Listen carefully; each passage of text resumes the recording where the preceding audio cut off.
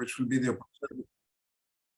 be the opportunity for us to actually officially present and launch our manifesto for a new mobility culture, which is not the only output of a project, but certainly the one to which we would like to give more visibility. So this third event follows the logic of our project itself, which is summarized here, which mainly went through three major steps. The first one where we looked at what mobility culture looked now and how we got there. We call this language of the present and try to understand the drivers behind it.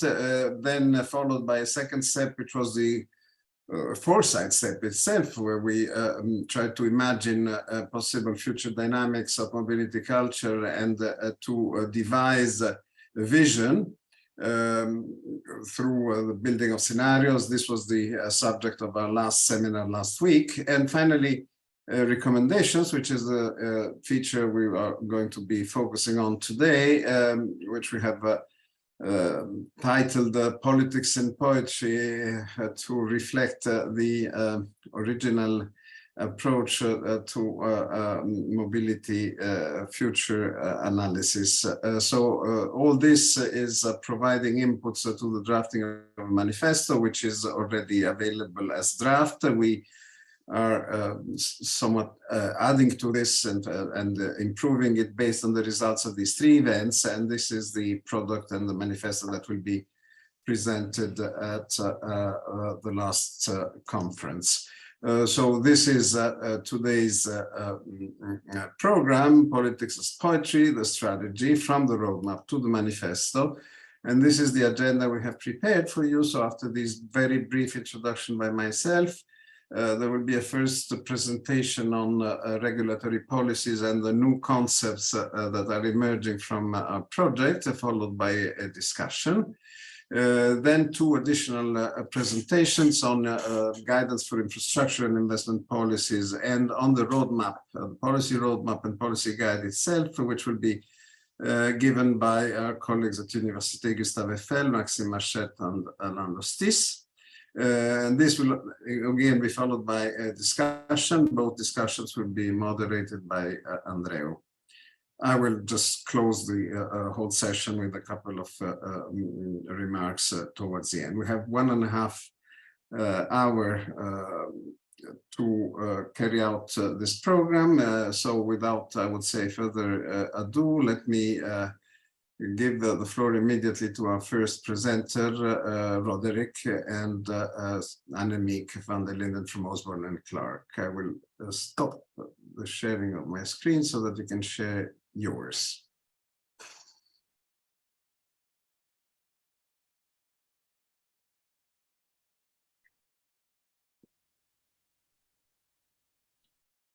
So thank you very much, Andrea. While Annemieke will put the slides on the screen, let me already briefly introduce ourselves, but maybe first start with mentioning Steven Verschuur, as well as Cecilia Spralli, who did the main work in this for this presentation, or actually for the various work packages involved in this project. Steven was partner at Osborne Clarke before me and was recently appointed a judge at the General Court of the European Union in Luxembourg. And Cecilia Spralli also went to Luxembourg to work there as a référendaire. So the work packages in this project are of the utmost quality, and I'm merely the humble presenter of this fantastic work that they did. And I, as well as Annemieke van der Linden. Annemieke van der Linden and me started as from the 1st of September at Osborne Clarke, and I'm heading the EU law section over there. Now, there we have the slides full screen, so we can immediately start and go to to the next slide. Annemieke and I will present this jointly. Some of the slides will be presented by her, some of the slides will be presented by me, but let me start with the introductory slides at least. As we all know, the REBALANCE project aims at a paradigm shift in society on the notion of mobility. It wants to rebalance speed as the main decisive aspect taken into account in issuing mobility policy. Oh, sorry. And yeah, next slide, sorry. The project intends to use the fluidity and the multi-sidedness of the concept of public interest. The concept of public interest, and that's what we're going to talk about today. And it wants to use this concept, that's the next slide, Annemieke, to propose the inclusion of the, there we are, of the rebalance values into the transport related policy and the projects. So again, one more time, what are the rebalance values? You can all see them on the right-hand slide: conviviality, tranquility, including quietness and peacefulness, family friendliness, health, aesthetics, and value of life. The preliminary, let's start with the preliminary findings of Osborne and Clarke, and the preliminary findings on the concept of public interest under EU law and its use under EU transport policy. Well, let's start with, let's give a spoiler alert first. So those who don't want to hear the conclusion now have to cover their ears. 1, 2, 3. Okay, the notion of public interest is difficult to define. It's difficult to define in an abstract and objective manner. Why? Because it can be found in various areas of EU law, but it may also have different meanings in those areas. And there is no uniform definition of public interest in the jurisprudence of the European Court of Justice. But I'm sure that Stephen will take care of that, of course.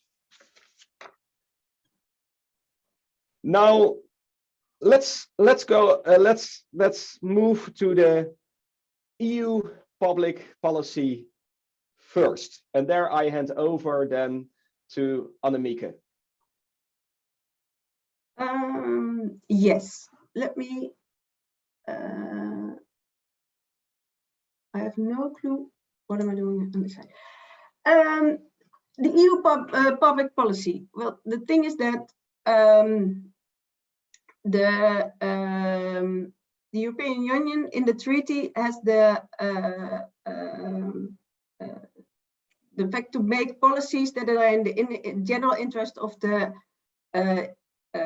European Union, and this task of is a process of a constant needs, a constant assessment of the needs and the wishes of the people of the European Union. And the treaty names general interest of the EU, though this notion of general interest is not the same as public interest, which we were asked to assess. Further, the transport policy is that's in Article 4 of the treaty is a shared competence between the European Union and each member state. And Well, the EU transport policy aims to provide efficient, safe, and environmentally friendly mobility solutions for Europeans, and to create the conditions for a competitive industry and generating growth and jobs. So that's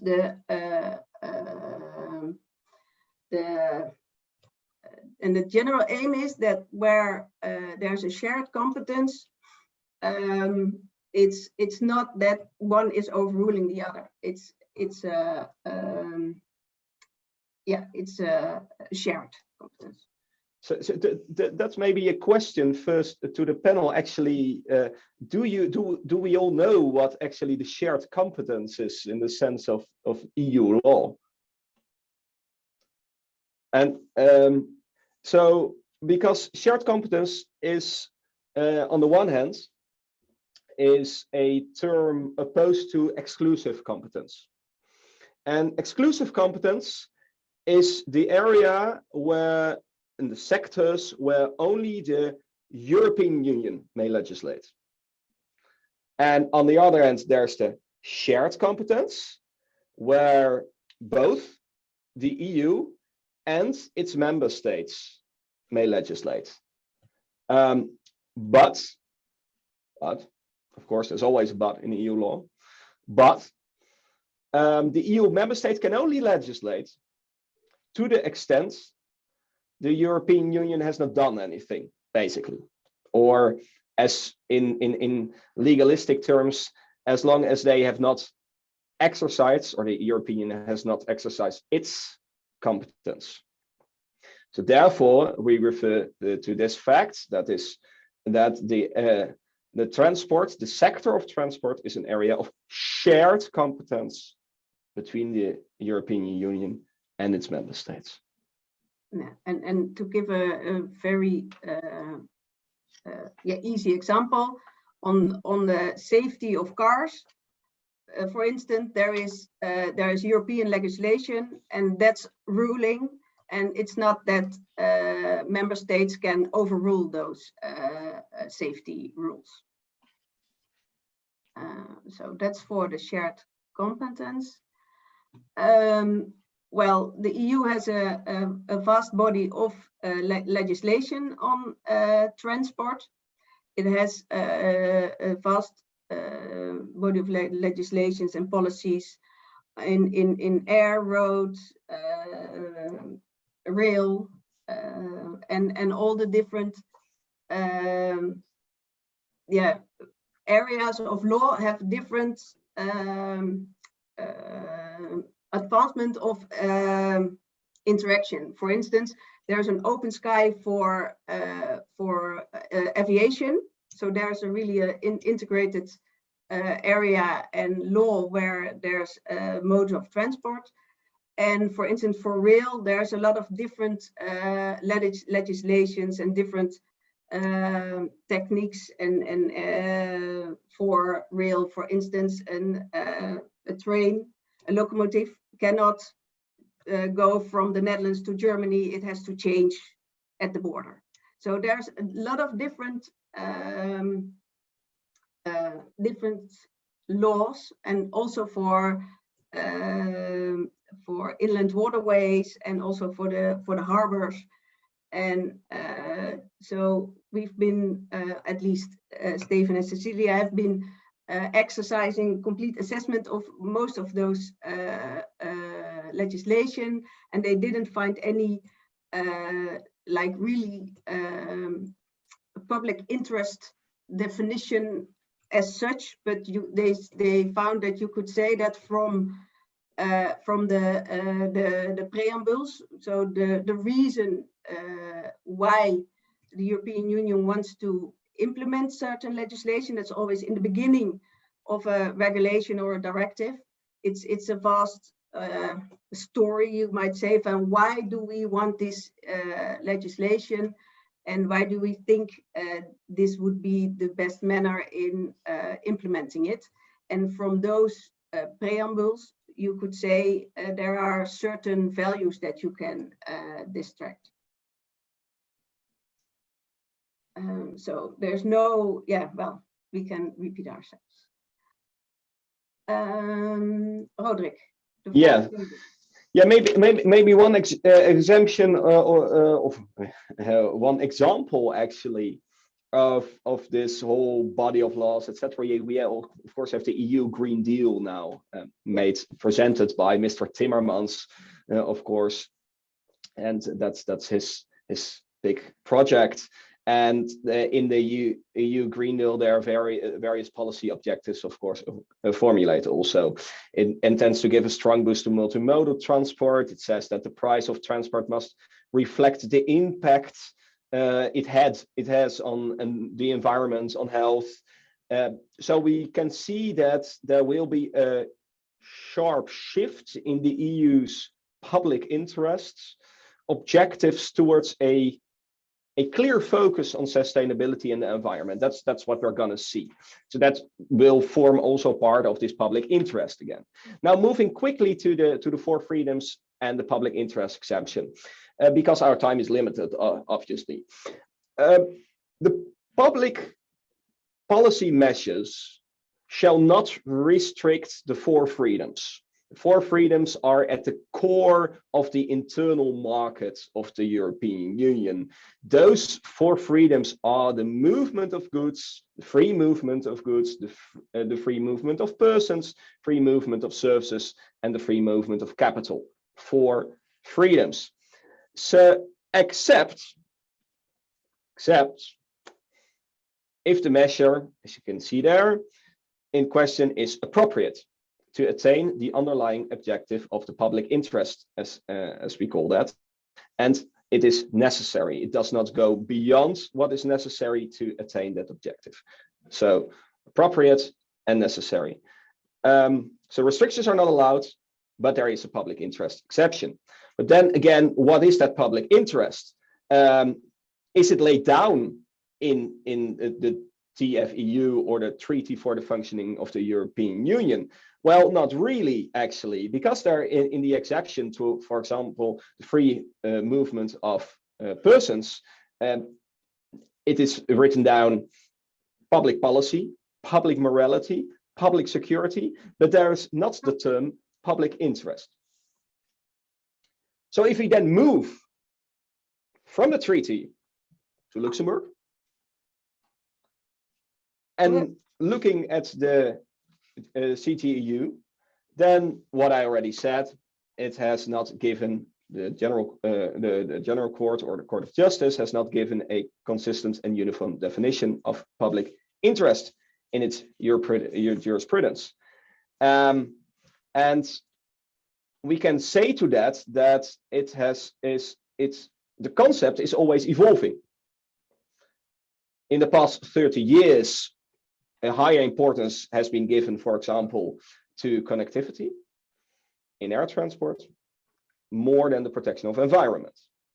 And again, as we will see, that a shift towards the environmental protection.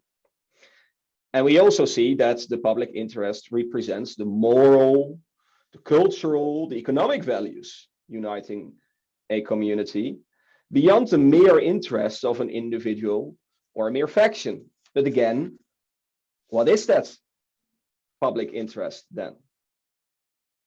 So what has been done is a search for this concept of public interest and its use under the EU transport policy. Can a new definition be found therein? Well, and then we have to look at the policy objectives accepted by the Court of Justice that qualify as a public interest. And it's important to remember that the court will only express itself on the merits of the case. So it's always case specific, and it will hardly go into these general definition, of course. So it's always on the merits of an individual case specific. Now, what did we see? We saw in that there has been some court judgments on the protection of the environment, including the town and the country planning on the road safety. Actually, the largest number of judgments in Luxembourg were on the road safety. Part of it is also the cultural policy objectives. It all falls within the public interest exception, as well as the freedom of expression, including the social, the cultural, religious, and philosophical values of society. Now, important, very important, as you can see on the right-hand side of the slides, there are no reasons of purely economic nature within this public interest exception to the four freedoms. However, for example, if consumer protection can fall within that, can be an exception, but not a purely economic, a reason of a purely economic nature. Now, what did we see then in these transport cases? As I mentioned, consumer protection, prevention of the authorization of an already authorized transport service.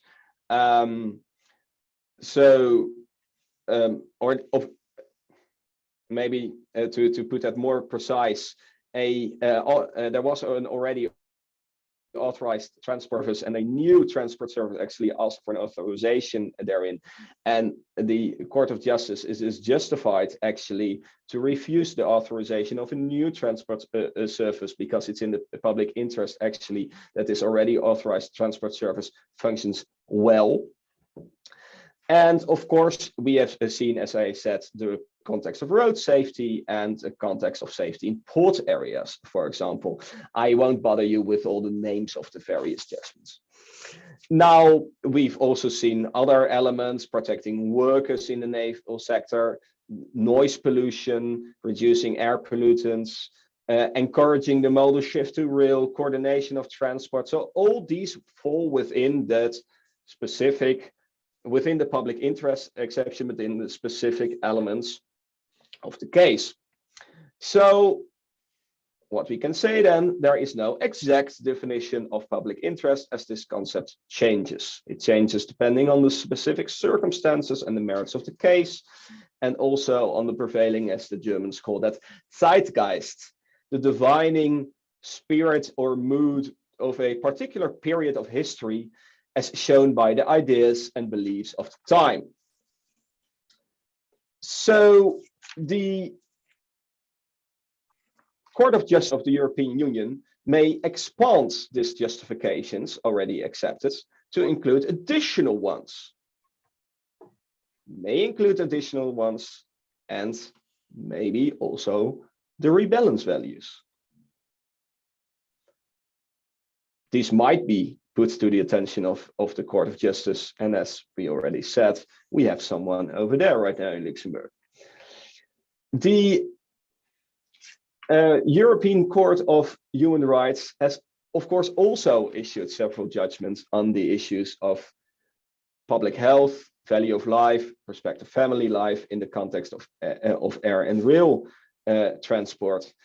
So we also have some elements of this public interest within the case law of the European Court of Human Rights, and we also saw some examples in national case law. You might remember also the agenda case in the Netherlands, as well as the Royal Dutch Shell. Why are these judgments for lawyers so interesting? Actually, the agenda case affirmed the climate change. It affirmed the legal obligation of a state to protect its citizens' rights to healthy environments, and also the obligation of the state as such to cut emissions. Why was the Royal Dutch Shell case so interesting? Actually, the court affirmed the duty of care of a private company, not a state, a private company, and its obligation to reduce emissions. Now, also, of course, these national judgments have also found following in other EU member states. We can mention Belgium, we can mention Ireland, we can mention Germany. So all of this, both the Court of Justice of the European Union, the European Court of Human Rights, as well as national courts have used elements of public interest, and that can be used again to find this definition of public interest. Now, where does that lead us? It leads us to economic appraisals. Wow. That is maybe the most interesting part of this presentation. It leads us to a brief analysis of the concept of cost-benefit analysis, or CBA for infamy, as well as a proposed framework by the authors of the work packages of Osborne and Clarke. Annemieke, may I hand that over to you? Yeah, for a brief summary of what our colleagues found in context of a cost-benefit analysis. Well, as most of you might know, is that the cost-benefit analysis is a method to assess transport projects and to come to a maximization of social welfare instead of utility maximization. And in such, it's part of welfare economics. And to come to the greatest amount of good for the greatest people. Though this CBA has, of course, also some shortcomings, because it does not always is in the interest of more than just people. Because, for instance, a tram line or a train rail track through a rural area might be good for the most people to come from A to B in the fastest manner, but well, it didn't take the consequences for the people living there, and also for the environment and for animals and all other values into account. And well, would it be possible to take those values into account? That was what our colleagues assessed and saw in the different countries, that there were different kind of methods to incorporate such values, and they came to they came to the conclusion that the CBA was the best where we could incorporate the rebalance values in a method. And well, this is just the things, and then that the CBA has several standard dimensions with which it takes into account to assess whether a transfer project should go on. And our colleagues found that these dimension might be substituted by the values of the rebalance values to come to a more balanced assessment whether to go on with a transport project or not.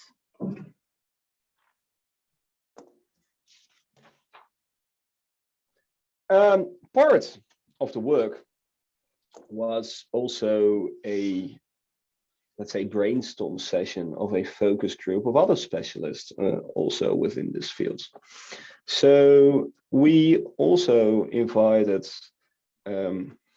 both practitioners and professors in this field of law, both within the EU law, so to say, the more economic law, competition, state aid, public procurement, but also transport law, to actually discuss the work previously done, and also on the concept again of public interest in the EU law, and actually how one could make use of that concept. So this focus group came also to some interesting conclusions. Of course, they came, as every lawyer would do, I guess, to And the conclusion that there's no static definition of public interest. Okay, that's clear. However, what was interesting is that they said, yeah, when looking at all those rebalance values, as we see here on the right-hand slide, actually they all come together in the one value, namely value of life. So do we actually need those values all, or do we just need that one value, the value of life? But then also, can that be quantified?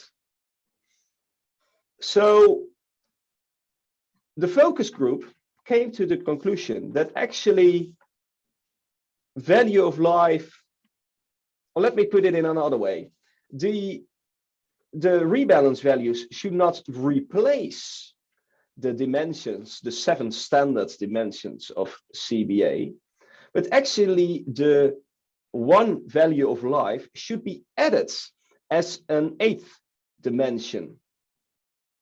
And as such, we would have the dimensions, the institutional dimension, the territorial dimension, the social dimension, the environmental dimension, economic dimension, financial dimension, technical dimension, and then added to that the dimension of value of life in order to have focus on welfare maximizing, because that's where CBA focuses. Now, how can that be quantified? Actually, there are examples to quantify that. In the assessments in the EU public procurement procedures. So yes, value of life, the rebalance values incorporated in the value of life is actually very valuable. It can be quantified, and that would be the best solution according to the focus group. Now, to conclude, the work that has been done was to how to make use of the concept of public interest in EU law to support a new culture of mobility. There is no exact definition on this concept. It changes depending on the specific circumstances, depending on the prevailing zeitgeist. But value of life is now part of that zeitgeist, I would say.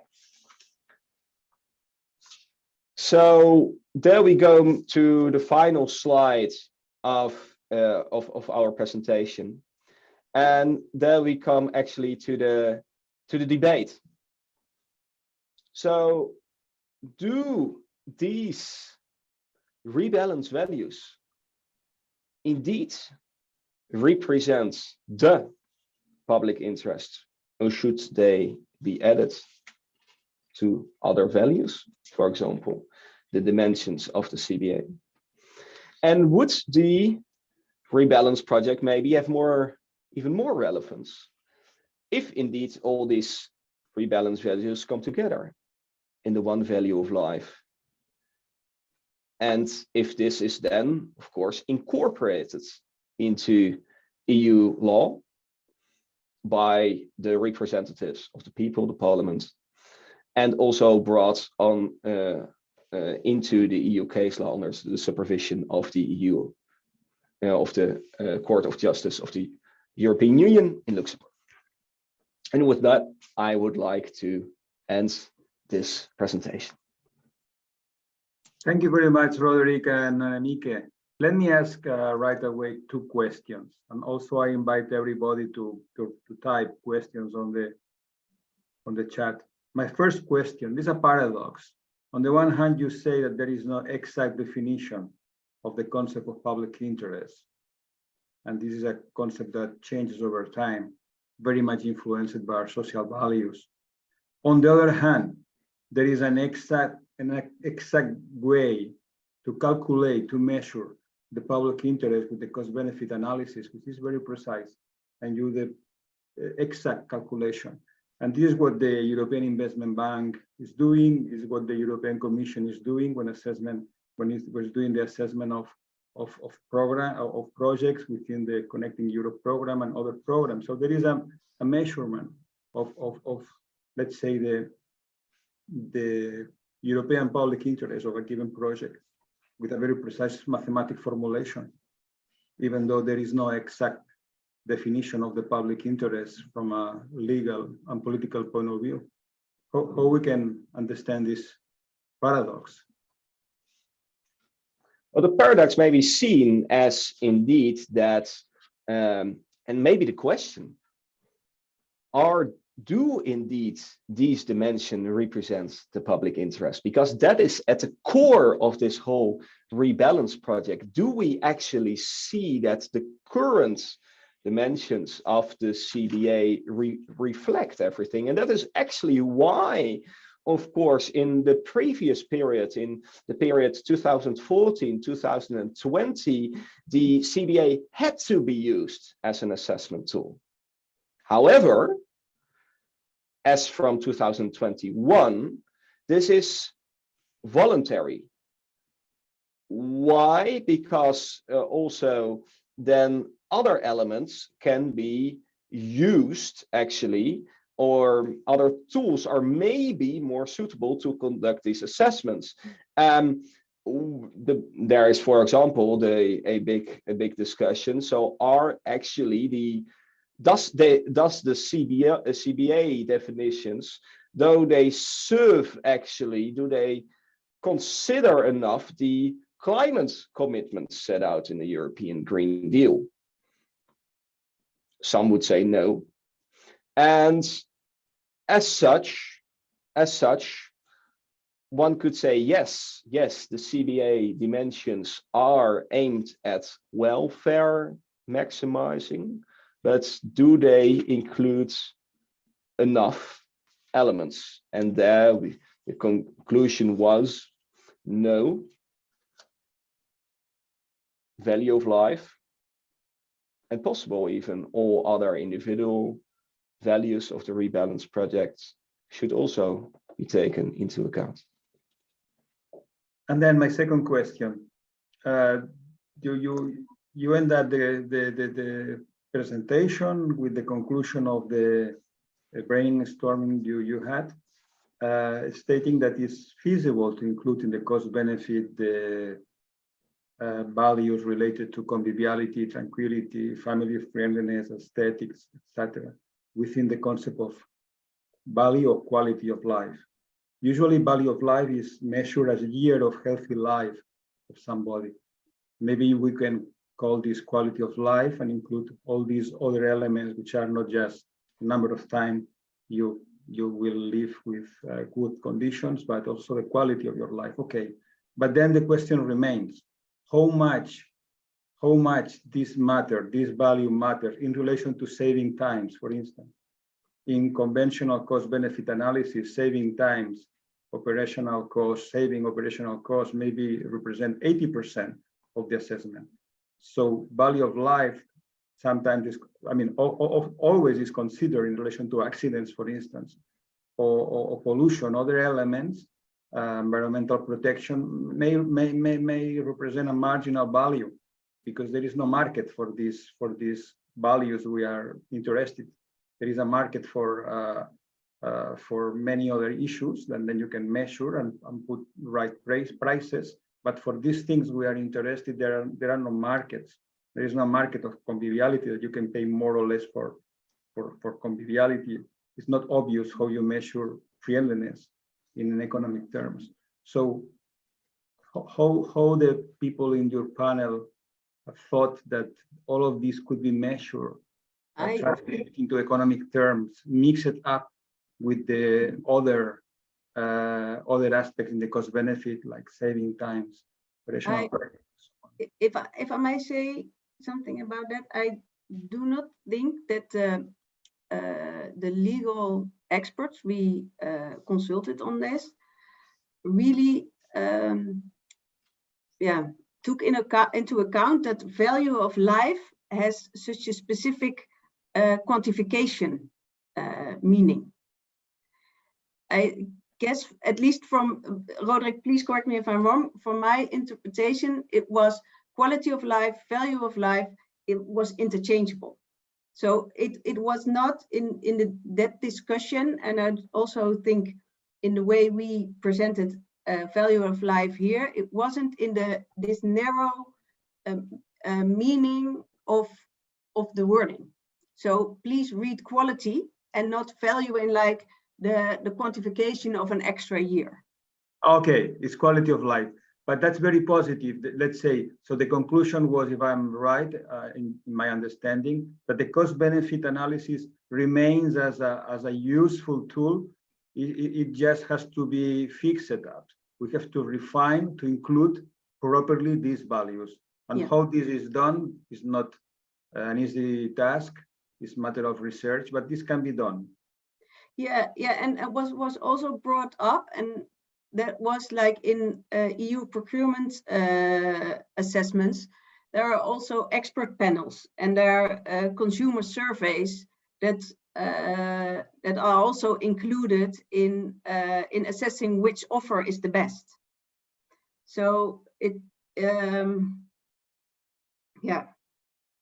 that was supposed.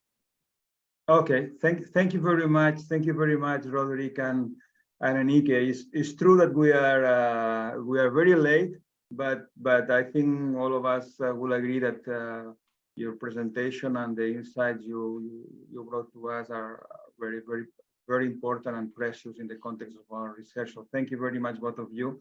And I leave the floor now to Alain and Wassim to continue the interesting presentations and the work we have this afternoon.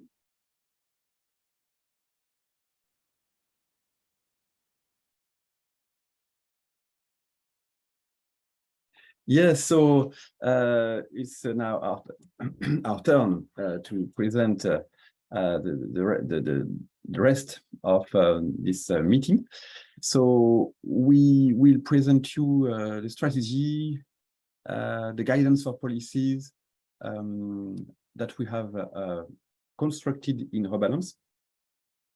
And I would just like to explicit a little bit why poetry is associated with politics strategy, which can be sometimes a bit bizarre. The reason is we had in mind what the philosopher Richard Rorty argued in 2004 in his book, in his presentation, Philosophy as Poetry. The idea that improving human life is more due to the work of artists, poets, musicians than abstract theorists. So it's a call that we took for us to be open-minded, to be open to the cultural dimensions while we reflect on politics strategies. So and from a pragmatic point of view, it's also an ambition to connect the different elements of Rebalance, of the Rebalance project, one to each other, and that's what we want to do. So so this is the general view of Rebalance, and I will keep it. I will shorten a little bit my presentation from yes, the vision that was developed in Work Package 4. We had to create a strategy leading to a roadmap, and in the background of all this process, we have the manifesto for a new mobility culture. So the vision, and I will explicit a little bit what's inside the vision of Work Package 4. The vision was organized in two different levels. A first level based on five main cornerstones, which support the objective of imagining a new transport paradigm. This new transport paradigm covered cultural change. So the cultural change, not only in the sense of the observed but also the promoted cultural change. So, for instance, the observation of the perception of car by the younger generation, or the promotion of change through slow city movement. The idea that mobility and modernity have a complex interrelation. So it's in philosophy, the opposition between the vita activa and the vita contemplativa. So it's highlighting the excesses of modernity, mobility, and develop a median approach, a median behavior, rebalanced between efficiency, activities, and towards a more contemplative related values.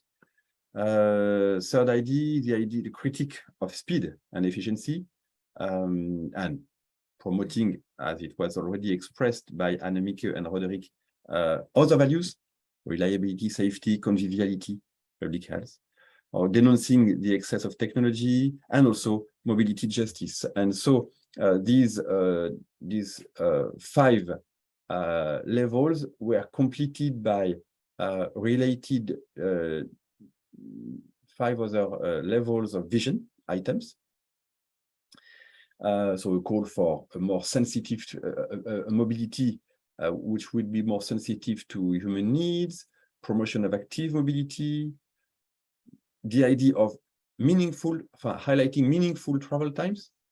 So by promoting cultural landscapes and ecologies, but also valuing the imperfection in movement, the detour, the breaks, as meaningful experience and not as wasted time, wasted moments, as it is often the case today. Highlighting the risk of a more radical desynchronicity. So we have an acceleration of transport networks that allows to create urban sprawl, a lot of discontinuity, while we need and we ask, our lives need continuity, synchronicity. So, and also mobility justice is also expressed through this idea of customized mobility, where we care for human needs, for hospitality, for conviviality. From this vision, we need to define a strategy, and we need to convert this. In order to make this vision a reality, we have identified 5 major topics to address. The first is defining clear policy objectives which can be adopted and carried by politicians. Then measures are required to address policy objectives and can consist in infrastructure or spatial transformation. It's also important to elaborate a method of evaluation and decision-making to ensure the best choice of the project that better meets the stated objectives. Finally, we have focused on the general framework and in particular on the legal one. 8 policy of the objectives were identified, but at this stage, please don't pay too much attention to them because they already evolved. But we felt that they were significant because they revealed some elements of the debates. They are behavioral change, connectivity and accessibility to everywhere, accessibility of everyone to the transport mobility system, calming the city, reliable, modern, comfortable, and safe transport equipment and infrastructure, people-centered individual mobility needs, and mobility as a human experience, meaning what means meaningful travel time and the need for seamlessness. This point, the need for seamlessness or not, is still till now a hot topic within Rebalance itself, so we would like to discuss this point later. In order to achieve the objective outlined in the previous slide, some infrastructure may be necessary. We have so recommended, on the one hand, some infrastructure policy, and on the other hand, infrastructure investments. 10 infrastructure policies were identified. A detailed deliverable on the subject will be published soon. We don't have the time to focus on all of them, but we will present only 3 of them. We can mention multi-scale mobility and transport infrastructure policy thinking. The main concern here is to have a global and multi-scale vision, thinking, and planning of the transport and mobility in Europe. So in addition to developing European structural transport access, it may be necessary to ensure the continuity of existing infrastructure and improve their compatibility and interconnectivity. The second one is to generalize restriction on large motorized or polluting modes in cities. The target is to reduce the presence of large or polluting vehicle other than public transport in urban areas, and to reallocate them to more virtuous use that contribute to reduce the negative effects of mobility on the quality of life. The third one is to prioritize operations according to their environmental and social impact. The economic aspects has an important important and essential, but the shift in European expectation in terms of mobility and coupled with the climate emergency and calls for rethinking priorities. So giving more consideration to ecology, social and cultural criteria is becoming a must. According to the guidance on the infrastructure investment, we classify, we created three type of classes. The first is investment to reduce, second is investments to encourage, and the final one is investment to experiment. We can, for example, reduce investments or stop them totally on new infrastructure in favor of most polluting mode, mainly cars, vans, lorries, planes, or boats, while keeping the existing network in good conditions. The second is to invest way more in infrastructure for active modes such as cycling facilities or pedestrian streets, as well as the related facility that make more convenient the use of these infrastructure, such as parking for bicycles.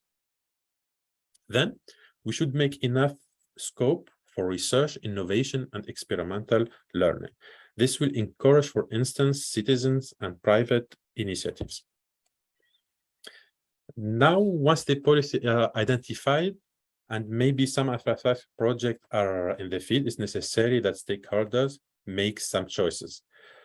Here, we just wanted to remind you quickly that the two most used methods of assessment are CBA, cost benefits analysis, and multi-criteria analysis. But they were discussed in the previous presentation and also during previous rebalance events. Now, to follow the change of the cultural mobility, the decision-making system may strongly require a new evaluation method. Now, initiating and guiding the transition in the culture of mobility towards a new one cannot, or at least should not be done in a brutal way. It must go through several steps. We can mention here four main pillars. The first one is the political one. It involves the establishment of objective and standards in relation to the mobility and transport, namely the emission, the speed, the social pricing, etc. And to be in accordance with the public interest. These targets should be multi-scale in their approach. The second pillar is legal. It consists of creating a legal framework favorable to the achievement of the objective that have been previously that these objectives respect European principle. Changes in laws or their prioritization might be necessary to achieve these desired targets. New laws may also be introduced too. The third pillar consists of the continuous, evolving, and global effort, which is made in parallel with all these phases until the objective are reached. It's a question of consciously mobilizing effort and principle of communication, education, and the democracy. This communication has to be targeted and adapted to each type of interlocutor, children, adults, students, company, or, for example, stakeholder. The last pillar is to propose and build credible and strong alternative to the current mobility system, heavily based on the use of private car to respond to the common public interest and the objective identified. In parallel to the restriction on unwanted mobility and the mobility behavior to be surpassed. It will be then necessary to foster and promote good practices by using incentives. In this context, accelerating restriction and gradual replacement of unwanted modes can become meaningful. Regarding the legal dimension, ensuring a change in the culture of mobility on a European scale through many policies requires a legal framework that allows this to happen. Several European laws are already provide a framework for mobility and related fields, but many laws still need to evolve, namely in the direction of generalization, harmonization, and standardization. Among these laws, we can mention, for example, street codes, labor laws, or freight transport laws. Now we can go to our second presentation. So, in addition to the guidance, the political guidance that we presented in the last few minutes, the aim of Rebalance is also to present a practical and chronological prioritized way of implementing them. For this reason, in an expert workshop, we have developed a roadmap with the intention of reaching consensus at each step based on a Delphi-like process. The workshop started by explaining the vision of Rebalance and then proposing to the expert the objectives identified and explained earlier. The expert voted for these objectives. They also proposed additional objectives, which were also submitted to a vote. Then the experts were invited to suggest measures to achieve these objectives. These measures were classified in a table according to their priority and the urgency of their implementation. A survey was then sent to the expert to express their degree of agreement or not with the different measures proposed. And as a result of all these steps, the objectives were updated and the roadmap too. A total of 20 experts participated to this exercise, and we have already 15 answers to the surveys. The field of expertise are quite wide range. They come from urban planning, transport, or economy data. They are not only academics, but also NGOs, stakeholders, and private partners. So, all the explained objectives in the previous presentation and that traduce Rebalance vision of the future of mobility culture were validated by OPOL. Please feel free to follow the link or the QR code on the top left corner every time it appears to see the results and or the upcoming ones. 4 additional objectives were suggested. They were related to environment, social justice, connectivity or data. And the 4th is the reconsideration of mobility paradigm through the growth objectives. Only one additional objective was rejected by the surveys. So we have now 3 additional objectives related to environment, social justice, and degrowth. So we updated our objectives to combine degrowth with reduction of mobility needs, and we added environmental consideration and social justice. The experts were invited to suggest how to convert the objective in real measures and place their idea in virtual post-its. Then they were asked to rank them by priority and to sort them by which objective they addressed the most.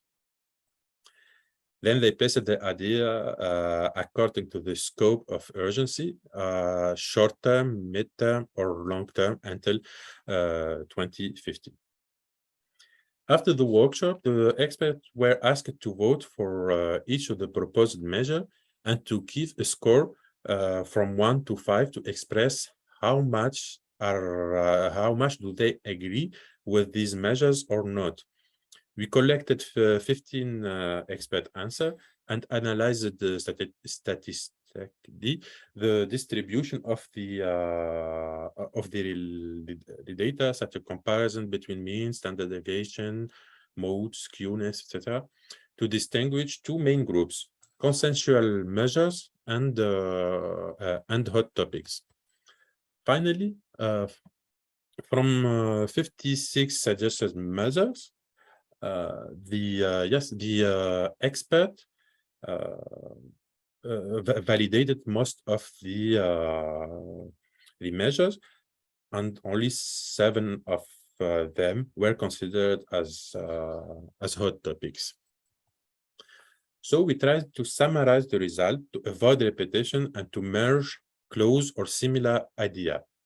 The policy guidance or objectives were first updated to obtain 7 objectives: environmental consideration, mobility, transport, and public space centered on collective well-being, social justice over all Europe, accessibility of everyone to the sustainable transport and mobility system.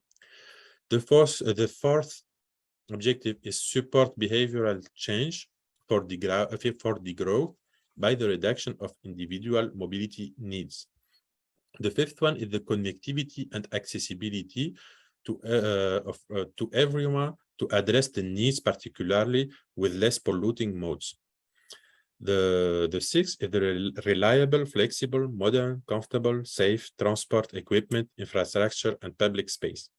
The last one is to think mobility as a human experience, useful travel of time, for example, particularly for the less polluting modes.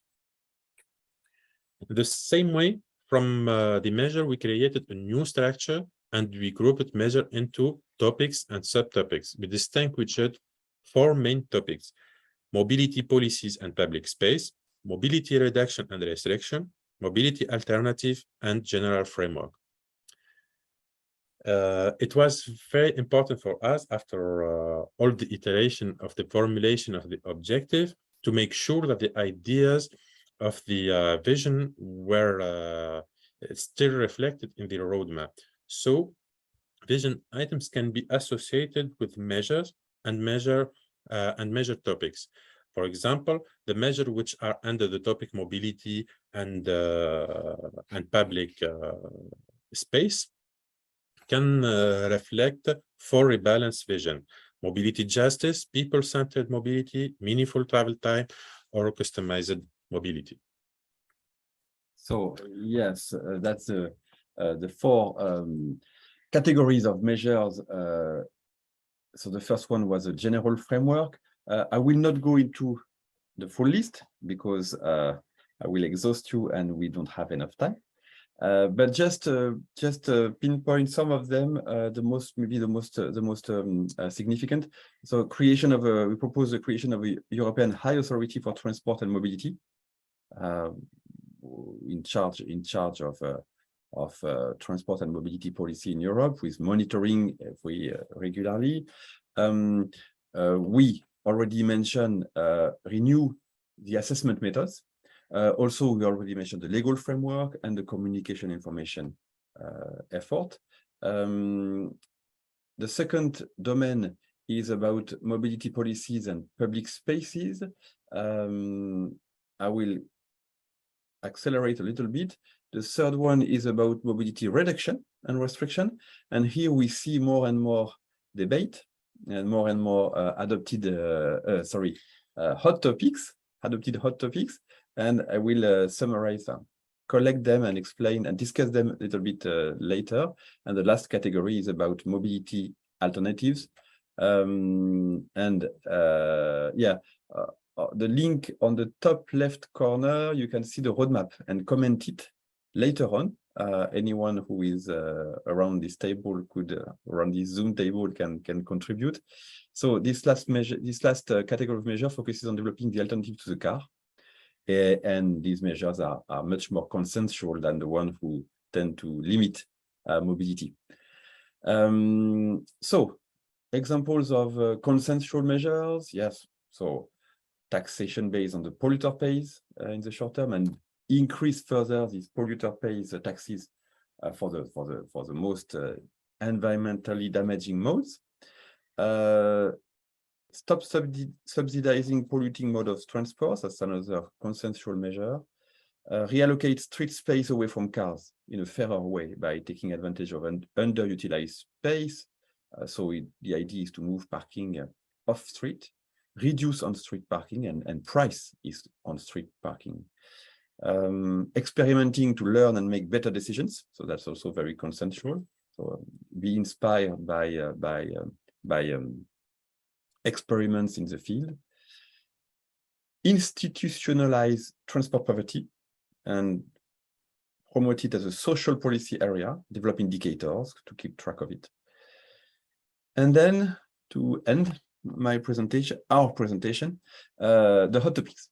So we have four groups of hot topics. So because possibly the most interesting finding of the process we have been through. Restricting the car uses in city center is not easy to implement, and there's a debate. The same goes for stop selling fuel vehicles, but it is interesting to highlight that this measure, stop selling fuel vehicle, is already adopted at the scale of the European Union. Into 2035. 2035, thank you, Maxime. So this measure is adopted, but still is debated by the experts. So it's interesting to see that there's still debate for adopted measures. If we look at, if we touch individual quota for mobility rights, that's necessarily generates a lot of debate.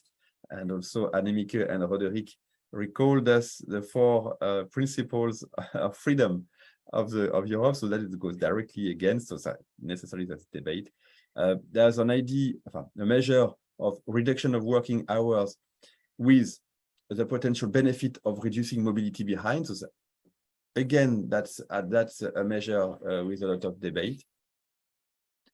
A very old debate in urban development is the issue of densification. Densification everywhere is considered to contribute to supporting a less polluting, a less environmentally problematic mobility system, but it generates some fears, some images of a city, maybe not the most desirable city.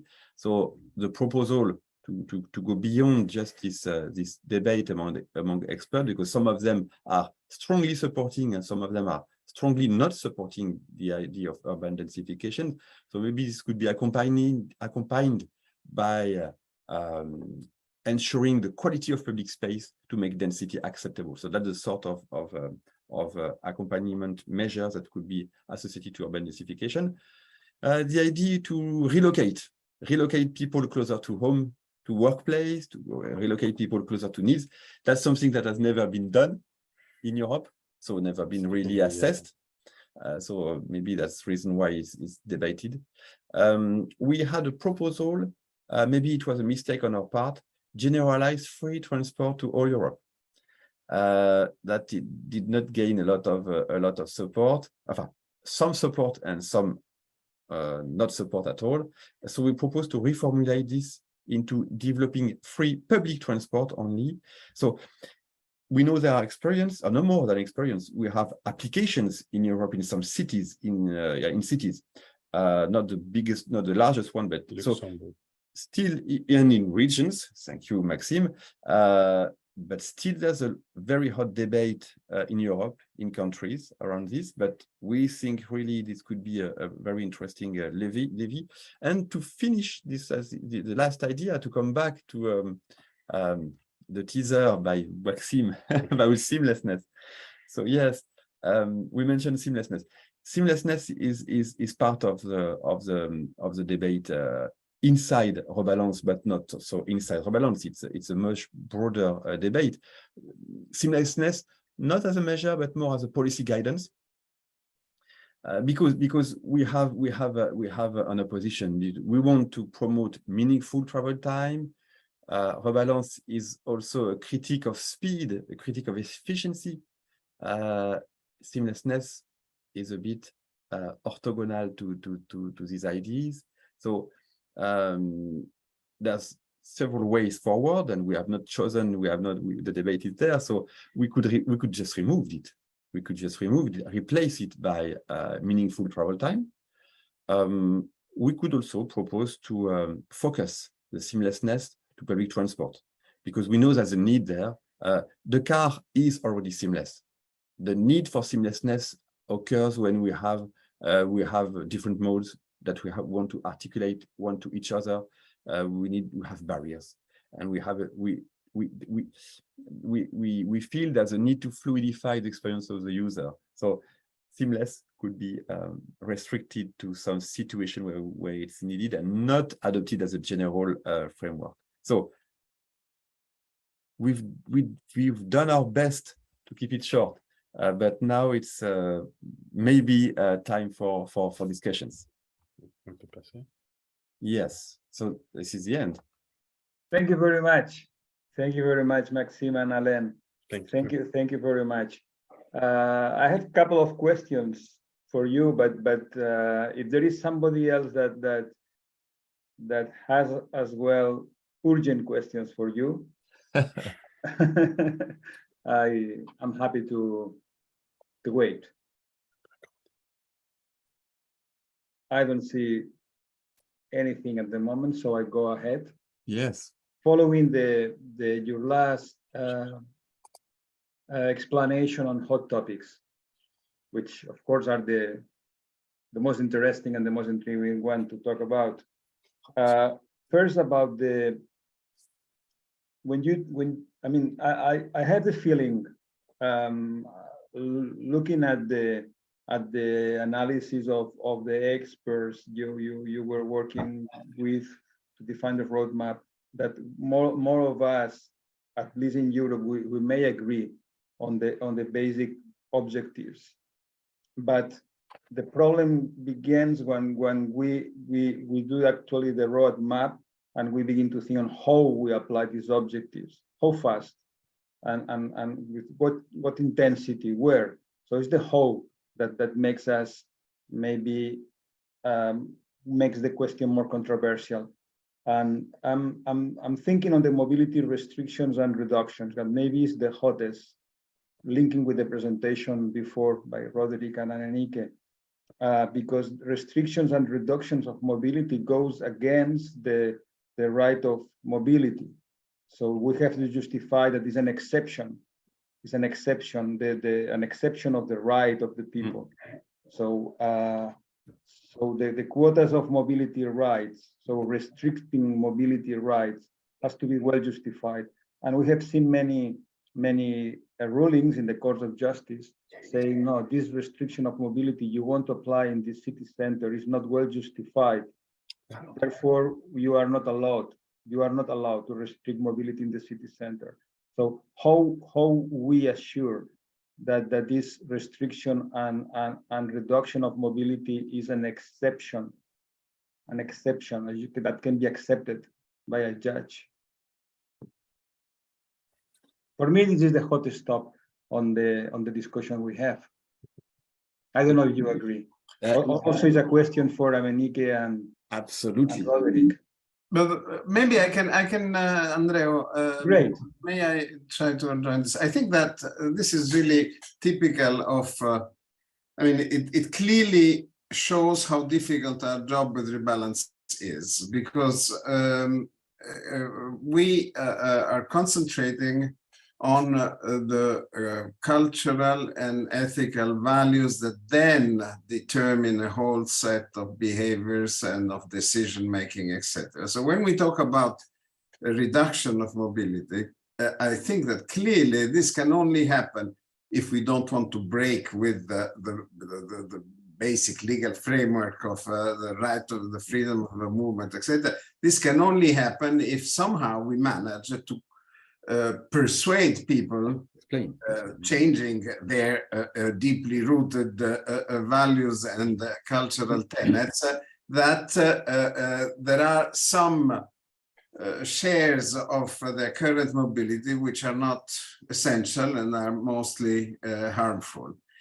By no means, by no way we can enforce this idea, if we should agree on it, that mobility needs to be reduced by restrictions that take the form of laws or regulations top down that would inevitably go against the very principle. So that's why I'm saying it really exemplifies and illustrates how difficult the job of an exercise like the one I've been trying to carry out in Rebalance is, trying to link cultural values, ethics, and philosophical concept to behavioral change without, on the other hand, intervening harshly on the behavior themselves.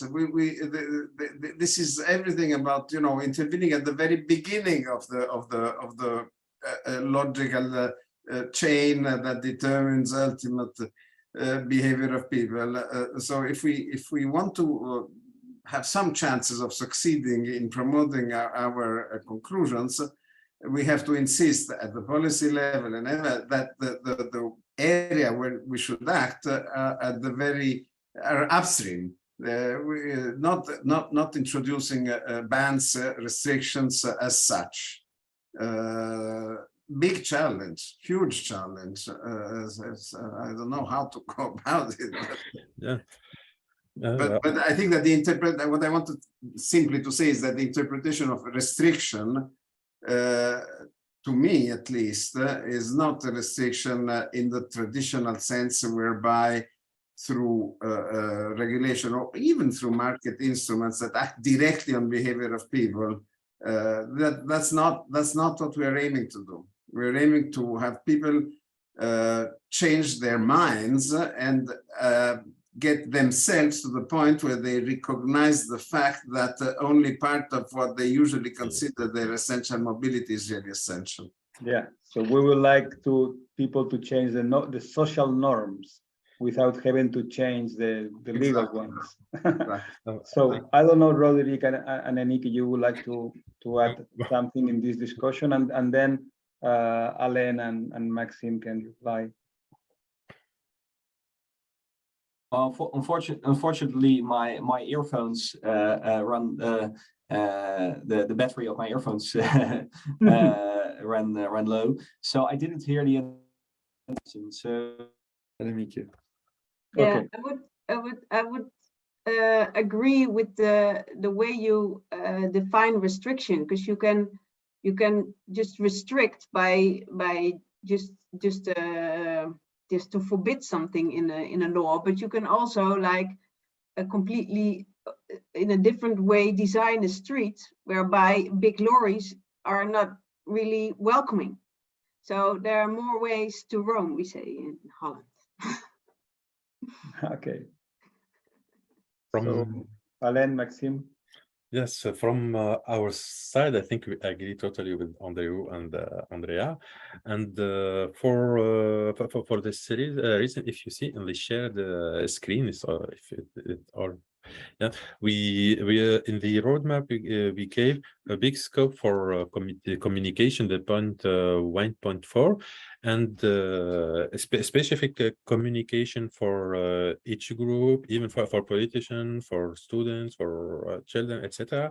So to increase the expression of the need of change in mobility, and to the population will become more sensitive to these topics, and they will ask for this cultural and behavioral change. It's so the communication, information, and education is one of the most important points to target. And the second one, we proposed European High Authority for Transport and Mobility, which can be in charge of developing strategy, a strategy for different topics. It can be communication strategy, it can be policy strategy, or infrastructure. Strategy in a large sense of the term, and also can develop or help develop methods of assessment more human maybe than CBA or traditional assessment methods. That's it from our side. Okay, then let me ask another question, which is, maybe you can go back to the last slide with the hot points. Yeah, exactly. Seamlessness. Seamlessness, it seems obvious thing, let's say, because nobody wants delays, interruptions, breaks, have to change train many times. So that's obvious that nobody wants that. But if we take this as a paramount goal, what this leads us? Let's say, do you want to have a seamless life? No pain at all. So Yes. your life is just without any problem. Everything is positive. Everything is cool. You know, everything is cool.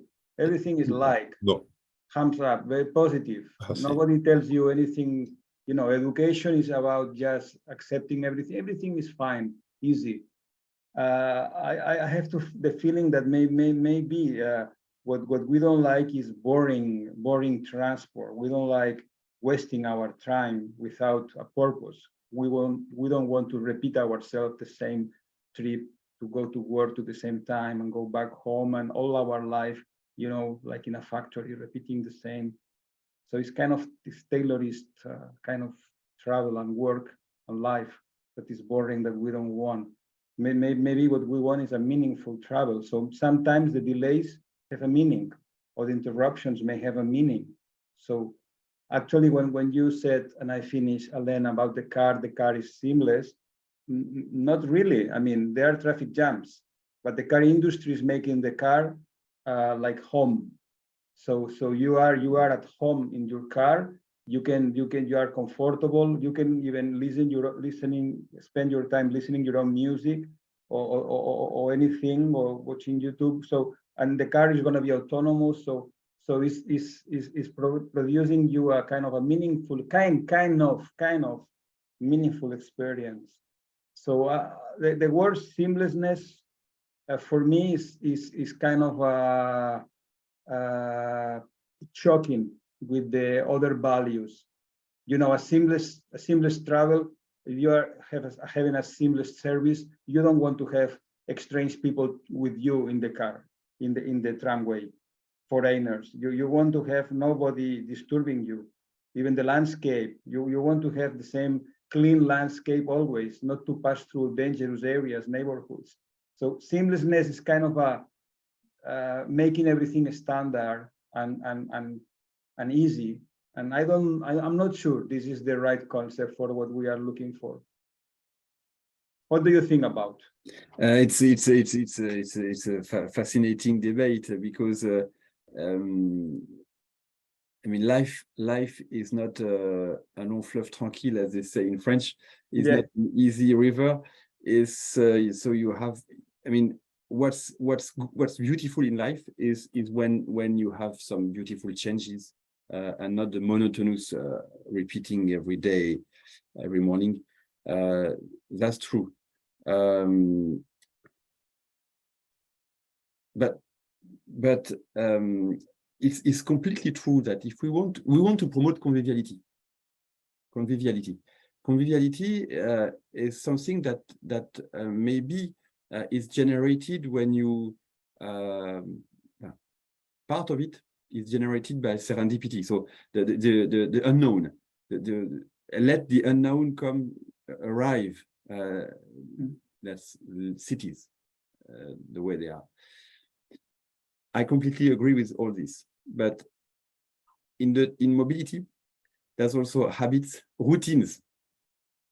Routine is part of mobility, routine of daily life, and in daily life, you are also reassured by repetition, secured, expecting arriving on time at your office or at school, and just these ideas all together is possibly a reason why car sharing for commuting is a failure everywhere. So there's a lot of policies, a lot of budget put in car sharing for local mobility, and it's a failure in most cases.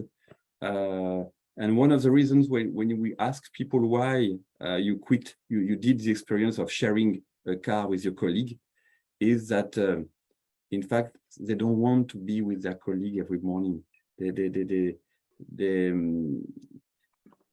They want to be there, to retain their privacy while driving to the office or to school. So it's a very complex interaction between these similar. If I go back to your proposal, to the seamless as opposed to the conviviality. But I would personally be happy to quit the seamlessness. And okay, cars they have some delays. Okay, they have some traffic, but you are in your bubble. You are in your secure bubble. And women, for instance, they care a lot for their own security. And this is a place where they find this security, as opposed to the old corridor of the metro with no so much light and maybe bad atmosphere. So I should stop talking because it's interesting. It's a very interesting topic, and there's so many contradictory trends. Yes.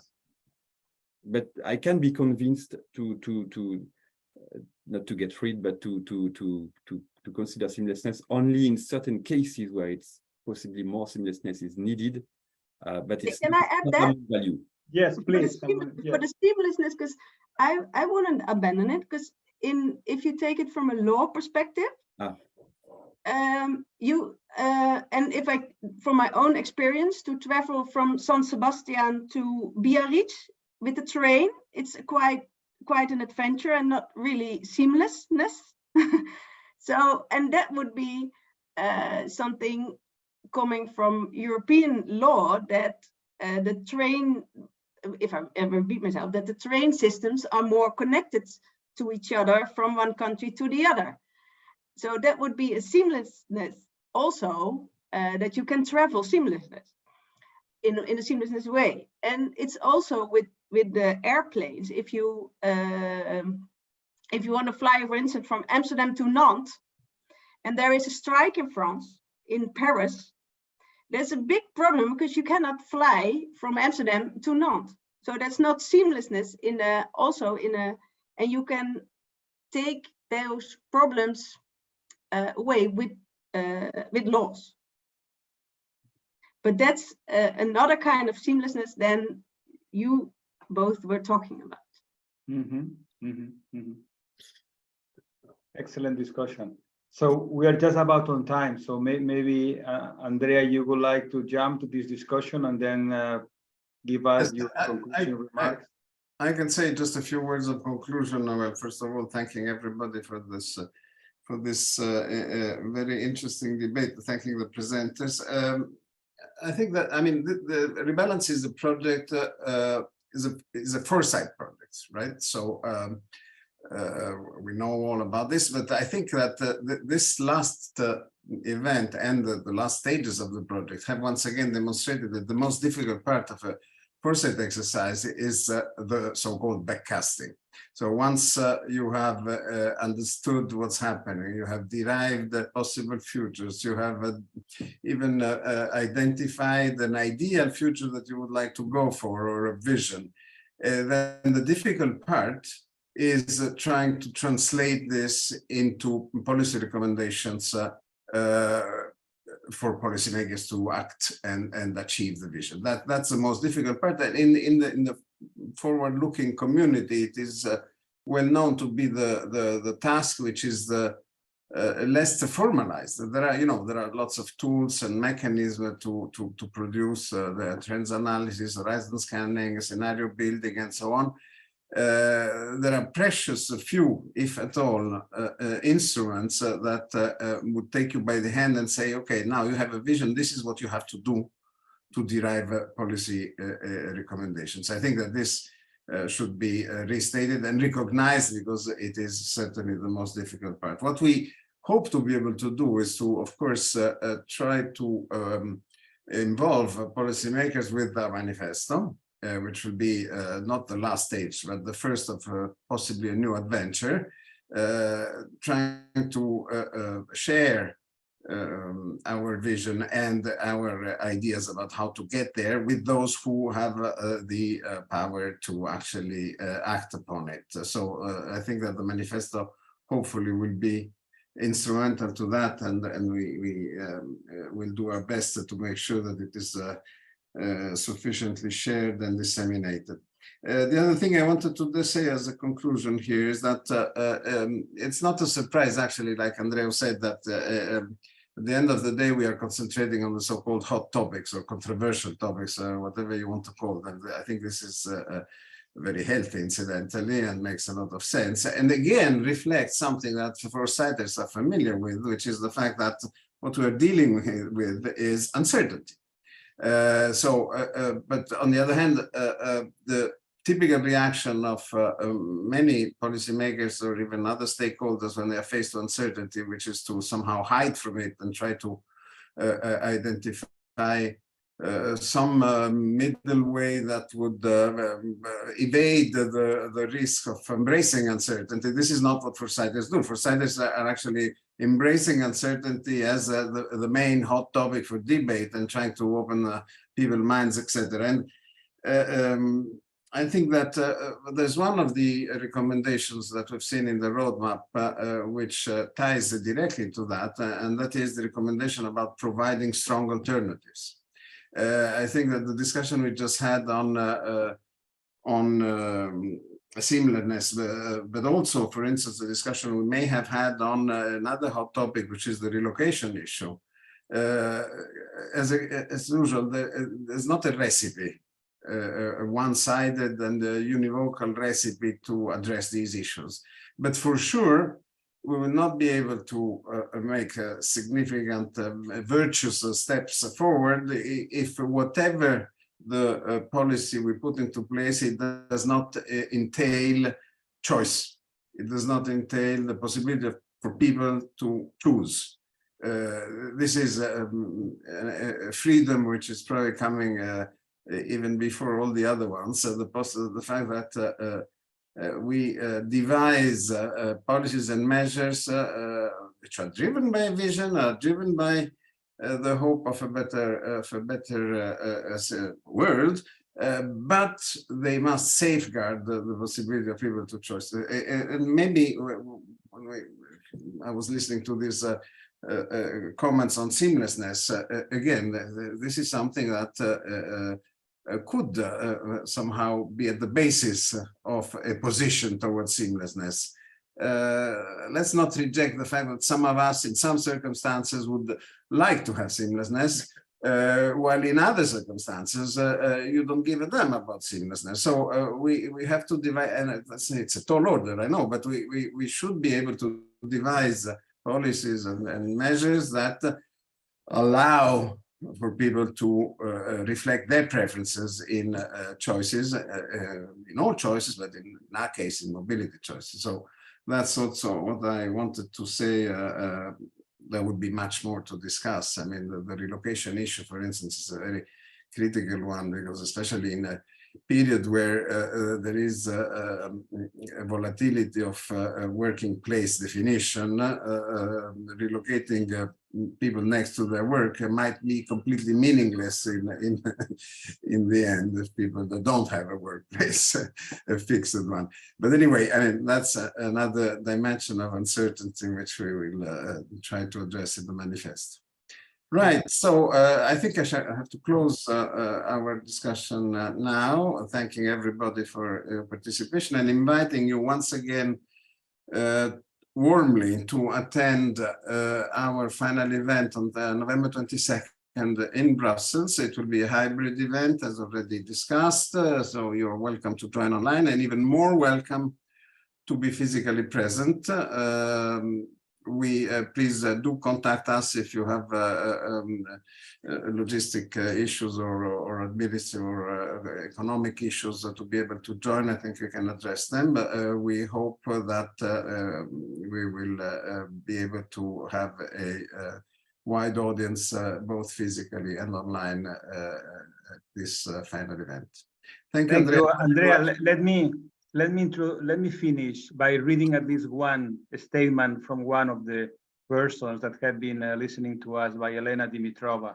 At least one we should read, otherwise I feel shame of losing important contribution. At least one. Let us finish by me reading one by Elena.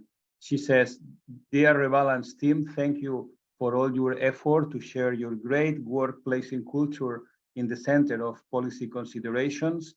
The only concept I find difficult to agree with is about restricting mobility. I believe mobility is vital to any human being and very logically an important human right. We should probably put the focus on restricting certain types of mobility that comes in conflict with public interest as you define it.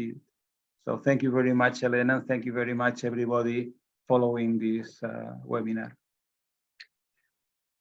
Okay, bye-bye, everybody. Thanks again. See you on the 22nd.